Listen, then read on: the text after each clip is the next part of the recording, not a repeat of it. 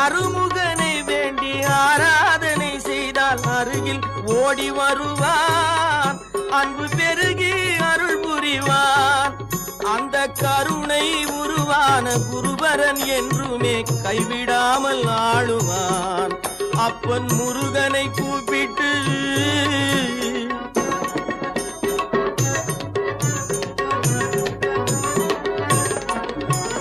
கந்தனை எண்ணிய வந்தனை செய்வோர்க்கு, கந்தனை எண்ணிய வந்தனை செய்வோர்க்கு காரியம் கைகூடுமே, பகை மாறி உறவாடுமே.